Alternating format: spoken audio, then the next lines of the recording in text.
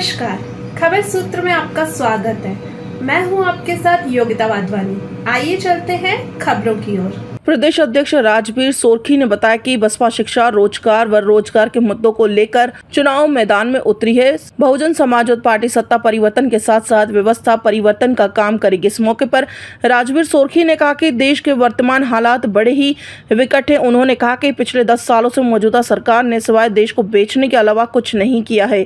किसान, मजदूर, व्यापारी सहित सभी वर्गों को सड़कों पर आने को इस सरकार ने मजबूर कर दिया है। सरकार की गलत नीतियों के कारण देश काफी पीछे चला गया है। सोरखी ने कहा कि कल तक देश के प्रधानमंत्री अपने भाषणों में 400 पार का नारा दे रहे थे, लेकिन 2 चरणों में मतदान के बाद रुझान के बाद प्रधानमंत्री को इस बात का आभास हो गया है कि जनता उनके बहकावे में इस बार आने वाली नहीं है, जिसके चलते उन्होंने यह नारा बंद कर दिया है। उन्होंने कहा कि भाजपा को टक्कर देने की किसी में हिम्मत है तो वो है सिर्फ पार्टी सुप्रीमो मायावती। सोरखी ने कहा कि बसपा सभी 10 की 10 लोकसभा सीटों पर चुनाव लड़ेगी। सिरसा लोकसभा सीट को लेकर सोरखी ने कहा कि यहां लीलूराम आसाखेड़ा चमत्कारिक परिणाम देने का काम करेंगे। खबर सूत्र के लिए सिरसा से कश्मीर कंबोज की रिपोर्ट। देखिए, बहुजन समाज पार्टी की राष्ट्रीय अध्यक्ष परम आदरणीय बहन कुमारी मायावती जी के दिशा निर्देशों के अनुसार बहुजन समाज पार्टी पूरे देश भर के अंदर अकेले अपने दम के ऊपर चुनाव लड़ने जा रही है। 2 चरण का चुनाव जहां संपन्न हो चुका है और आने वाली 25 मई को हरियाणा प्रदेश के अंदर भी लोकसभा का चुनाव छठे चरण में है। तो उस कड़ी में आज आदरणीय बहन कुमारी मायावती जी के दिशा निर्देशों के अनुसार बहुजन समाज पार्टी के जो वरिष्ठ कार्यकर्ता लंबे समय से बहुजन समाज पार्टी का झंडा उठा करके संघर्ष करते रहे, सम्मानित लीलूराम आसाखेड़ा जी को आदरणीय बहन कुमारी मायावती जी ने सिरसा लोकसभा से प्रत्याशी बनाने का काम किया है।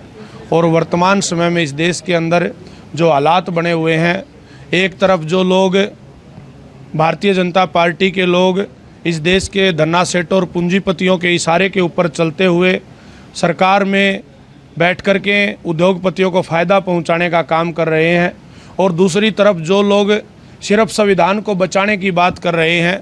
आज उन कांग्रेस के लोगों से भी हमारा सवाल है कि वो जब इतने लंबे अरसे तक केंद्र की सत्ता में थे, प्रदेशों में उनकी सत्ता थी, तो उनको क्यों संविधान नज़र नहीं आया।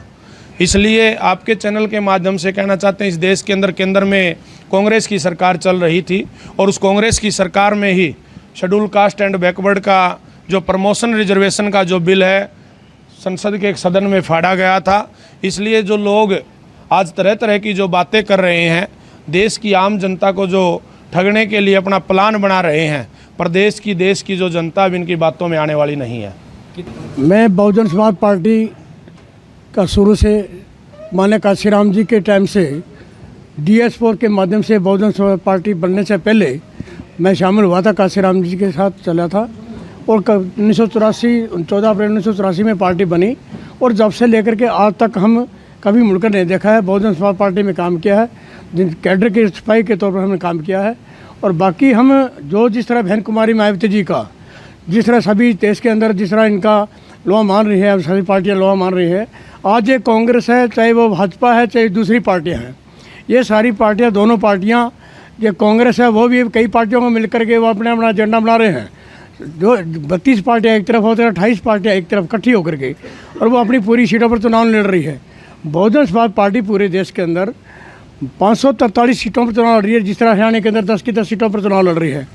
तो हम बहुजन समाज पार्टी के कैडर के सिपाही हैं, और जो भी हमारे हाईकमान के आदेशानुसार जो हमारे आज प्रदेश के अध्यक्ष आदरणीय राजवीर सोरखी जो हमारे बीच में आए हैं, वह बहन जी का आदेश लेकर के मेरे को यहाँ का जो उम्मीदवार बनाया है। मैं बहन जी की बात पर, बहन जी के काम पर, मैं इस बात पर जो मेरे को जिम्मेवारी दी है, इस पर मैं खरा उतरूँगा, और जो भी मेरे को जिम्मेवारी दीजिएगी उस पर हम चलेंगे।